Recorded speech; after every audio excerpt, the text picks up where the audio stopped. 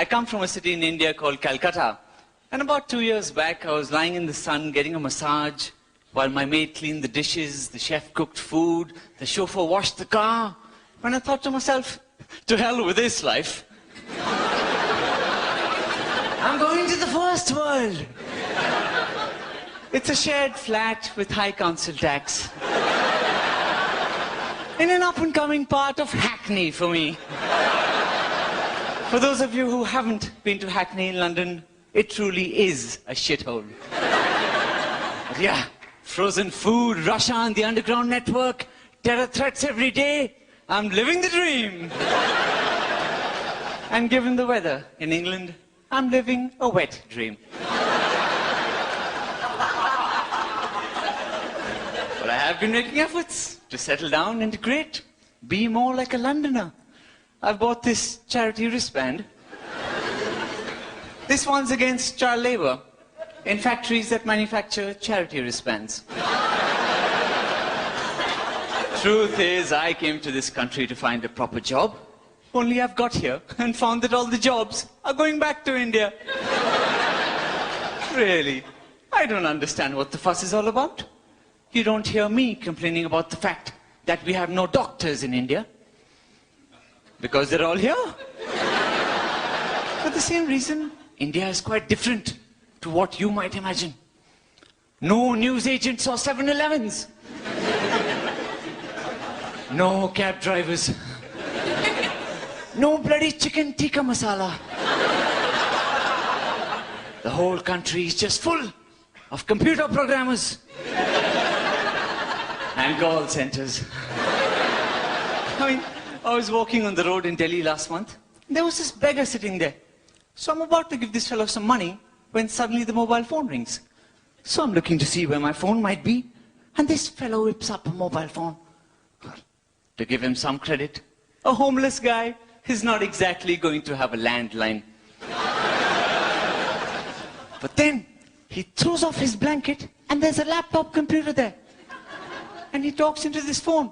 Customer service.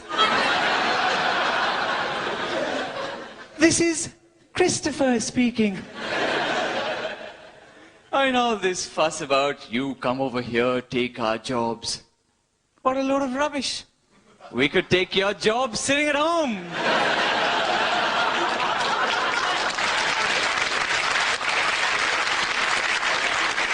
Anyway, what can I say? My grandfather was quite keen for me to come to the UK. He used to say that the sun never sets on the British Empire. Of course I've got here and found that the sun never bloody rises in the British Empire. You know, when I got to this country at immigration, they put me through a Britishness test. And I thought to myself, are we so different from Great Britain? You're the only country I know that puts an adjective before their name. I mean, why not amazing Britain? A fucking awesome Britain! Then even the abbreviation can be fab. But I mean, are we so different? Half of your public transportation is bollocks. Half of our public transportation is bullocks. You waste far too much time talking to somebody who you think is an idiot at the other end of a call center telephone call. So do we. You show sex in your movies. We show men and women running around flowers and trees. Yet we've hit a population of 1.1 billion.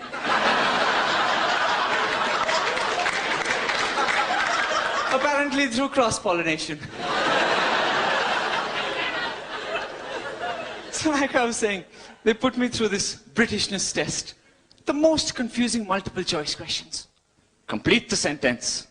To be or not to A. B. B. C. I mean, of course I passed. And then this officer comes up to me and he says, Your English is pretty good for an Indian, isn't it? So I said, well, you're not doing too bad yourself.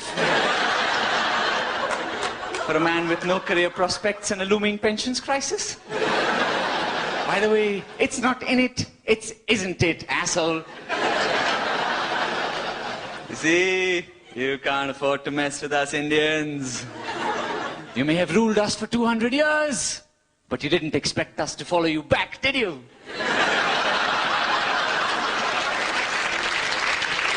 If you've been upset by anything that I've said today, I don't give a shit. Heck, I come from the land of the Kama Sutra. I could fuck you in more ways than you can count.